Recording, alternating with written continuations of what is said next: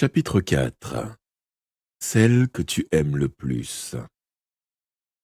Ne détectant aucun signe de présence, nous montâmes l'escalier qui suivait la courbe intérieure de la tour. Et Lamia avait élargi la trappe creusée dans le plafond en un trou irrégulier pour faciliter leur passage.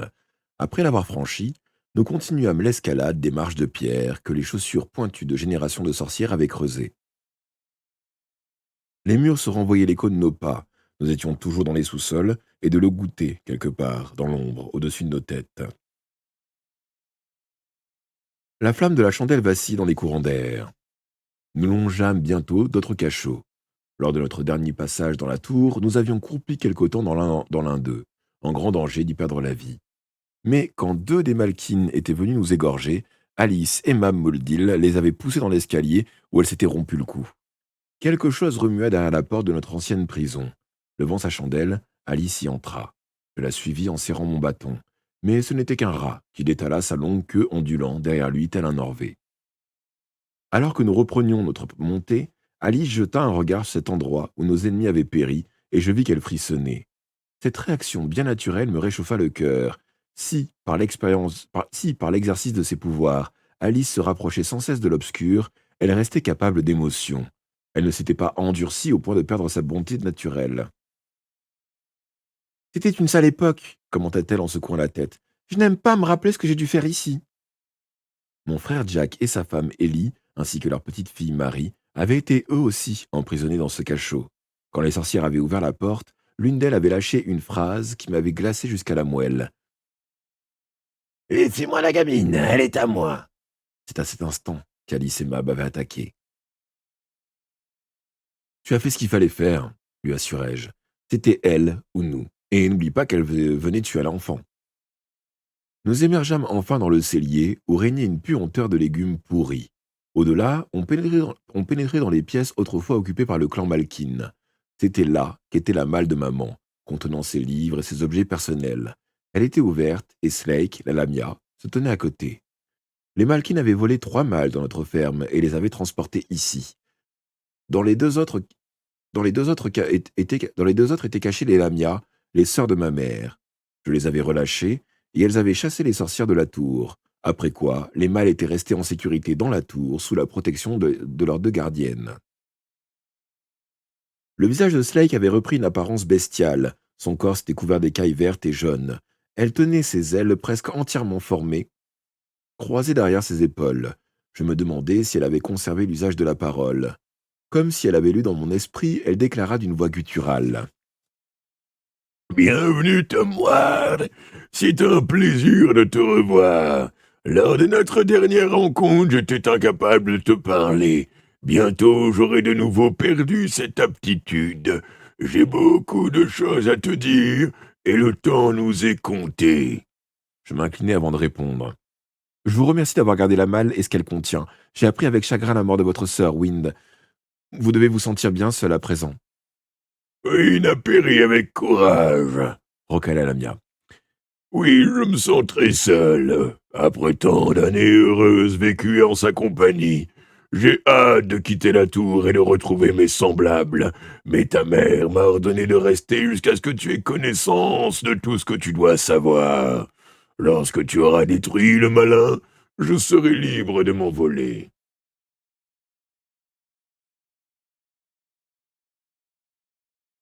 J'ai appris que la malle contenait un objet sacré susceptible de m'aider. Je peux le voir? Il n'est destiné qu'à tes yeux. Que la fille s'en aille pendant que je te le montre.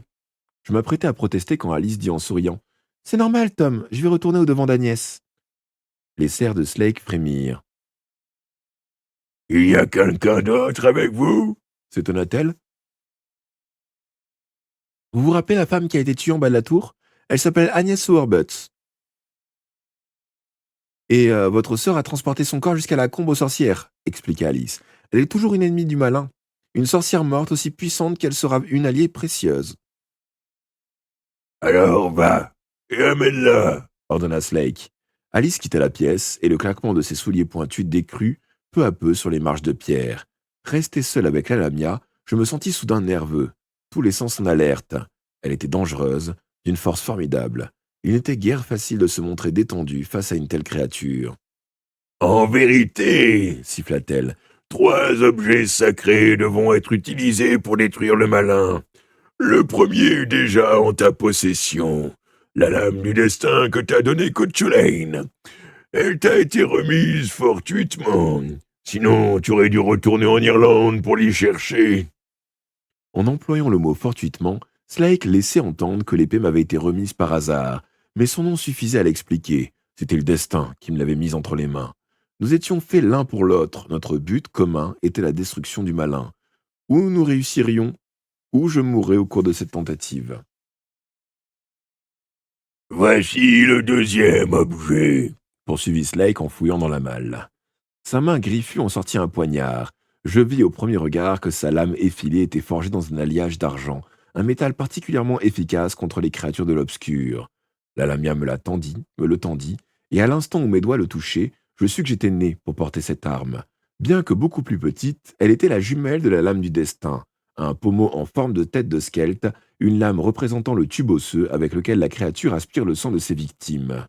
Les skelets, mortellement dangereux, se tapissent dans l'étroite crevasse au bord de l'eau. Ils en surgissent pour plonger leur long tube dans le cou de quiconque passe à leur portée. J'avais été attaqué par une de ces créatures au temps où je travaillais avec le pauvre Bill Arkwright. Il lui avait écrasé la tête à coups de pierre.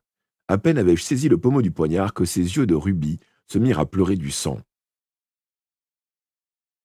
A-t-il aussi été forgé par Héphaïstos demandai-je. L'ancien dieu, le plus grand forgeron de tous les temps, était un créateur d'objets magiques. Slake inclina son effroyable tête. Oui, c'est lui qui a forgé les 3 objets sacrés. On les nomme les épées du héros. Bien que 2 d'entre elles ne soient que des poignards, on prétend qu'ils ont servi d'épée aux Sergantis, le petit peuple qui vivait jadis au nord du comté. Je me souviens d'avoir vu les pierres tombales de taille réduite ciselées dans le roc, sous lesquelles reposaient les corps des Sargentis ou Sargantis. Entre leurs mains, des armes de cette sorte seraient en effet tenir lieu d'épée. Devaient en effet tenir lieu d'épée. Et je vais avoir besoin des 3 ? Elles doivent être utilisées ensemble. Je sais où je trouve la 3e, en un lieu inaccessible aux mortels. Elle est cachée dans l'obscur, et celui qui l'en tirera devra faire preuve de bravoure, de pouvoir et d'astuce. Je n'ai guère de bravoure, dis-je, et je doute de mes pouvoirs. Pourtant, si quelqu'un doit s'aventurer dans l'obscur, c'est moi. L'ancien dieu Pan me l'avait expliqué. Chaque puissante entité de l'obscur y a son territoire privé. C'est un lieu gigantesque, au domaine innombrable, le plus redoutable appartenant aux malins. Ta mère, Zenobia, connaît l'emplacement exact. Elle te l'indiquera elle-même, ainsi que la façon de procéder. Je ne pus contrôler le tremblement de ma voix. Maman va me parler ? Quand ? Elle apparaîtra ici cette nuit. Elle ne se montrera qu'à toi, ses paroles ne sont destinées qu'à tes oreilles. Cette nuit-là, j'attendis dans la salle, près de la malle de ma mère. La flamme d'une unique chandelle vacillait sur la table, projetant contre les murs des ombres grotesques.